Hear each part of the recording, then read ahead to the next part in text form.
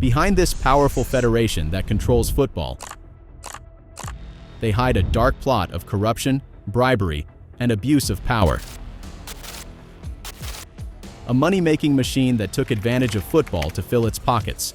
On this morning, the world woke up to shocking news. Several FIFA officials were arrested in Switzerland, accused of corruption. It was the beginning of one of the biggest scandals football had ever seen. Among them was José Maria Marin, former president of the Brazilian national team. The officials' arrests were broadcast live on TV. The FIFA scandal broke out 1 year before the Rio Olympics and 1 year after the World Cup in Brazil, tarnishing the image of both events. The accusations were heavy: million-dollar bribes, money laundering, and other crimes.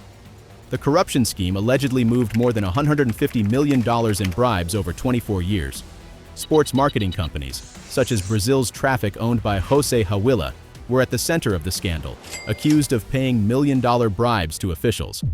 A total of 41 people and companies were involved. The scandal led to the resignation of then FIFA president Joseph Blatter, just days after his re-election. Allegations of bribery in the selection of the hosts for the 2018 Russia and 2022 Qatar World Cups were central points of the investigations. When Russia and Qatar were announced as hosts, many wondered, how could countries with little football tradition and with such delicate political and human rights issues be chosen to host the world's biggest event? The answer, it seems, lay in bribes. The issue was so serious that, for the first time in history, they changed the World Cup date due to Qatar's extreme temperatures, which can reach up to 40 degrees Celsius. In 2015, the FBI began investigations, suspecting vote buying. Strong evidence emerged that the choices of these two countries were influenced by million-dollar bribes paid to FIFA officials. A vote-buying scheme that involved everything from the construction of overpriced stadiums to promises of billion-dollar investments. Documents revealed by the Sunday Times showed that Qatar had paid €880 million to FIFA to buy votes through a contract with a TV network controlled by the Qatari government. As a result, FIFA officials were arrested in Switzerland in 2015, accused of corruption. Fedra was part of Qatar's bidding group. As she spoke French, she was asked to translate during meetings between Qatari officials and some voters. However, she noticed that after each meeting, Qatari officials bribed the voters with bundles of money. Outraged by what she witnessed, Fedra decided to share all the information with the FBI to collaborate in the investigations. In response, Qatar vehemently denied the accusations and made Fedra sign a document declaring the allegations were false.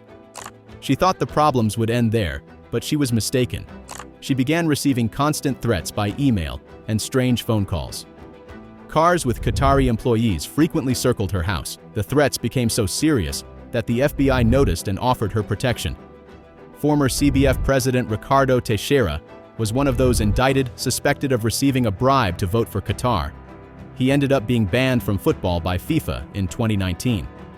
Joseph Blatter, FIFA president at the time of the choices, was also banned from football after being convicted of corruption. Brazil, for instance, began to support Qatar at that time. Shortly after meetings between the Emir of Qatar and the Brazilian president, Qatar mysteriously started buying shares in Petrobras and Banco do Brasil. The same pattern was repeated with France. After securing the French vote, the Qataris acquired the French team PSG, and in addition, a Qatari TV network bought the broadcasting rights to the French championship for an exorbitant amount. After the scandals, countries like England, which lost the bid to Russia, offered to host the 2018 World Cup in case of changes. Qatar went so far as to accuse the corruption allegations of being motivated by prejudice and racism, as it was the first Arab country chosen. These vote-rigging scandals are not new to FIFA. Years earlier, an investigation revealed that South African government members paid about $10 million in bribes to influence FIFA officials to vote for the country's bid for the 2010 World Cup.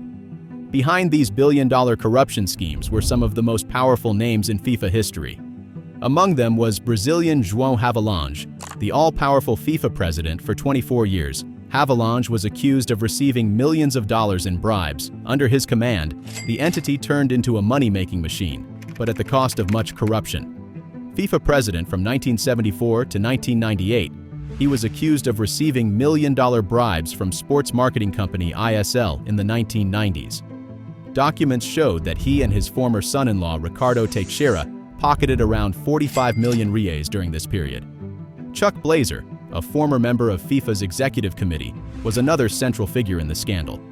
After being caught in illicit activities, Blazer decided to collaborate with the investigations and became an FBI informant in 2011. His testimonies revealed shocking details about the corruption schemes within the entity. His information was crucial for the arrest of 7 FIFA officials in 2015. Blazer had an extravagant lifestyle, with luxury penthouses and even an apartment in New York just for his cats. Blatter's fall in 2015 was so impactful that it even became a movie. Other officials did the same. Brazilian José Hawila, for example, confessed to paying bribes since 1991 and agreed to return $151 million. This scandal had an impact even outside football. An Argentine lawyer even committed suicide hours after being named as a bribe recipient. FIFA exploited everything very aggressively to generate increasing revenues. Between 2015 and 2018, the entity's total revenue was over $12 billion. This money was supposed to be invested in the development of football, especially in poorer countries, but in the end, it ended up in the pockets of FIFA's powerful bosses. It is lamentable what FIFA is doing with football and its main tournament. The upcoming World Cup seemed destined to be a big mess, with the 2026 World Cup being held in the United States, Canada, and Mexico, and the 2030 World Cup spread across 3 continents. It seems FIFA is more interested in lining its own pockets than in preserving the essence of the sport. FIFA is already speeding up preparations for the 2034 World Cup as well, with signs pointing to Saudi Arabia as a potential host. These moves suggest that financial interest is outweighing the true purpose of football. A clear example of this approach is the U17 World Cup. FIFA announced that the tournament will be played annually starting in 2025 and chose Qatar as the host for the next 5 editions, from 2025 to 2029. The prioritization of money over sport becomes evident when the FIFA president proposes the real possibility of holding the World Cup every 2 years instead of the traditional 4-year interval. But anyway, now I want your opinion. Do you believe FIFA is making the right decision by hosting the World Cup in countries with little football tradition? Write your thoughts in the comments. I want to know. Also, don't forget to leave your like, which helps us continue bringing new content like this. And don't forget to subscribe to the channel and activate the notification bell so you don't miss new videos. A big hug and see you next time.